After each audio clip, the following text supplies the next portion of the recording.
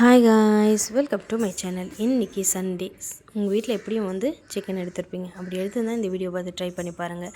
சிம்பிளாக ஈஸியாக எப்படி செய்யலான்னு பார்க்கலாம் வாங்க. அதுக்கு நான் 1 கிலோ சிக்கன் எடுத்துருக்கேன். அதுக்கு சிக்கன் மசாலா, அதுக்கப்புறம் கரம் மசாலா, சிக்கன் 65 மசாலா, அதுக்கப்புறம் பார்த்திங்கன்னா கொஞ்சம் போல் இஞ்சி பூண்டு பேஸ்ட்டு அப்படியே நசுக்கி அதனோடு சேர்த்துருக்கேன்.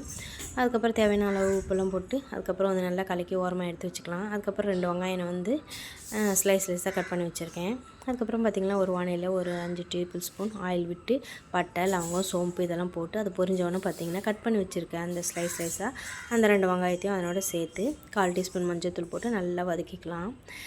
இந்த வெங்காயம் எந்த அளவுக்கு வதங்குதோ அந்த அளவுக்கு டேஸ்ட்டு சூப்பராக இருக்கும். பாருங்கள், இந்த அளவுக்கு ஆன உடனே பார்த்திங்கன்னா இதுமாதிரி கலந்து வச்சுருக்க சிக்கனை அதனோட சேர்த்துட்டு நல்லா கலந்து விட்டுக்கோங்க. ஆனால் என்னென்னு பார்த்திங்கன்னா சிம்மிலேயே வச்சுட்டு செய்யணும். ஈஸியாக தண்ணி எல்லாம் கூட ஊற்றவே வேணாம், அதிலே தண்ணி வரும். அதனால் மூடி வச்சுட்டு 5 மினிட்ஸ் ஒன்ஸ் நீங்கள் எடுத்து கிண்டி விட்டால் போதும். சுவையான டேஸ்டான வேறு லெவலில் சிக்கன் ஃப்ரை ஈஸியாக ரெடி ஆகிடுங்க.